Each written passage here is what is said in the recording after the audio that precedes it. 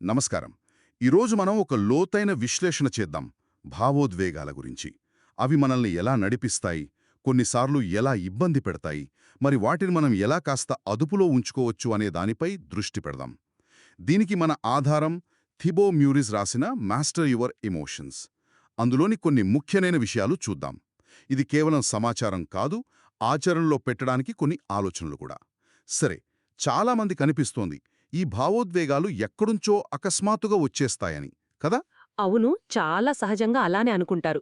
కానీ ఈ పుస్తకం ఏం చెప్తుందంటే, వాటి మూలాలు మనలోనే ఉన్నాయట.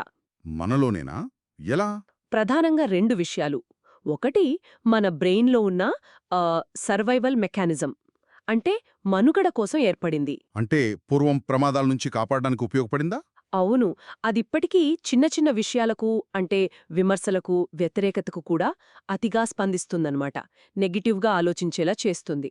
ఓ, మరి రెండోది? వ్యతిరేకంగా ఎవరైనా మాట్లాడినా, మనల్నెవరైనా విమర్శించినా వెంటనే ఒక రక్షణ గోడ కట్టుకుంటాం. కోపం, చిరాకు లాంటి వచ్చేస్తాయి. కరెక్ట్.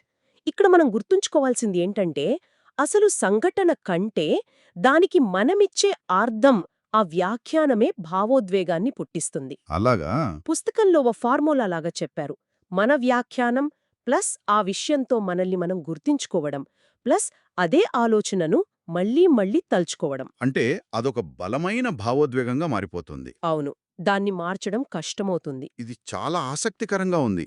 అంటే మన వ్యాఖ్యానాన్ని మార్చుకుంటే మన ఫీలింగ్స్ కూడా మారతాయా? హ్మ్. చాలా వరకు మారతాయి. మరి పుస్తకంలో నిద్ర, మన బాడీ లాంగ్వేజ్ గురించి కూడా చెప్పారు కదా, అవి కూడా ప్రభావం చూపుతాయా? కాన్ఫిడెంట్‌గా నిల్చుంటే మన ఫీలింగ్ గూడా మారుతుందట. ఓ. చివరికి మనం వాడే మాటలు కూడా. ప్రయత్నిస్తాను అనడం వేరు, చేస్తాను అనడం వేరు. ఆ దృఢత్వం మన భావోద్వేగాన్ని ప్రభావితం చేస్తుంది. అవును, ఆ డిటర్మినేషన్. ఇంకో విషయం. ఆధునిక ప్రపంచంలో డోపమైన్ గురించి. అంటే సోషల్ మీడియా నోటిఫికేషన్లు, లైక్స్. ఆ ఆ తాత్కాలిక ఆనందం. అవును. అది నిజమైన సంతృప్తి కాదు. మనల్ని ఇంకా కావాలి, ఇంకా కావాలి అని వెతికేలా చేస్తుంది. అదో వ్యసనంలా మారొచ్చు. మరి ఈ చక్రం నుంచి బయటపడటానికి ఏం చేయాలి? పుస్తకం ఏమైనా ప్రాక్టికల్ టిప్స్ ఇచ్చిందా? ఇచ్చింది. వ్యాఖ్యానం మార్చడం ఒకటి. అది చాలా పవర్ఫుల్. దాంతోపాటు ఇంకా? ఇంకో ముఖ్యమైనది భావోద్వేగాలను వదిలేయడం నేర్చుకోవడం. అంటే లెట్టింగ్ గో. అంటే అణిచివేయడమా? కాదు కాదు. అణచి వేయడం కాదు, గమనించడం. ఉదాహరణకు కోపం వస్తే నాకు కోపం వస్తోంది అని గుర్తించడం. కాని నేనే కోపం అన్నట్టు దానితో కలిసిపోకుండా. ఓకే, ఒక సాక్షిలా చూడటం. అవును. అది వచ్చి దాని మానాన అది పోవడానికి అవకాశమివ్వడం. ఇక రెండోది యాక్టివ్గా వ్యాఖ్యానాన్ని మార్చడం. ఉదాహరణకి? చెప్పాను కదా, ట్రాఫిక్ జామ్. చిరాకు పడే బదులు ఈ టైంలో మంచి పాటలు వినొచ్చు, లేదా ఒక ఆడియో బుక్ చాప్టర్ పూర్తి చేయొచ్చు అని అనుకోవడం. అంటే పరిస్థితిని పాజిటివ్గా ఫ్రేమ్ చేసుకోవడం. సరిగ్గా. అలాగే రోజూ చిన్న చిన్న వాటికి కృతజ్ఞత చూపడం. అది కూడా మనసుని పాజిటివ్గా మారుస్తుంది. వింటుంటే ఈ నెగటివ్ ఎమోషన్స్ని శత్రువుల్లా కాకుండా మనకు ఏదో చెప్పడానికి వస్తున్నాయనిపిస్తోంది. నిజమే. అవి మనకు గైడ్స్ లాంటివి.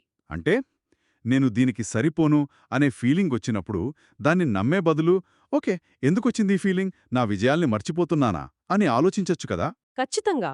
పుస్తకంలో విన్ లాగ్ లాంటిది మెయింటైన్ చేయమని కూడా ఉంటుంది. అంటే మన విజయాలను రాసుకోవడం. ఆ అది మనల్ని మనం తక్కువ చేసుకోకుండా హెల్ప్ చేస్తుంది. అవును. ప్రతికూల భావోద్వేగం ఒక సిగ్నల్. దాన్ని అర్థం చేసుకుంటే మనల్ని మనం ఇంప్రూవ్ చేసుకోవడానికే అదొక అవకాశం. హ్మ్. సో, ముగింపుగా చెప్పాలంటే భావోద్వేగాలు చాలా కాంప్లెక్స్. వాటి మీద మన బయాలజీ, సైకాలజీ అంటే మన అహం, మన వ్యాఖ్యానాలు, అలవాట్లు అన్నీ ప్రభావం చూపుతాయి. అవును, చాలా అంశాలున్నాయి. కానీ గుడ్ న్యూస్ ఏంటంటే, మనం వాటిని పూర్తిగా కంట్రోల్ చెయ్యలేకపోయినా, సరైన అవగాహనతో, కొన్ని టెక్నిక్స్తో వాటిని ఖచ్చితంగా మేనేజ్ చేయగలం. వాటి ప్రభావాన్ని తగ్గించగలం. అంటే మన చేతుల్లో కొంత శక్తి ఉంది. ఖచ్చితంగా ఉంది. శ్రోతల కోసం ఒక ఆలోచనతో ముగిద్దాం. మనల్ని ఎక్కువగా ఇబ్బంది పెట్టే భావోద్వేగాలు ఏవైతే మనల్ని బలహీనుల్ని చేస్తున్నాయని మనం అనుకుంటామో అవే బహుశా మనల్ని మనం ఇంకా లోతుగా తెలుసుకోవడానికి, ఎదగడానికొచ్చిన అవకాశాలేమో.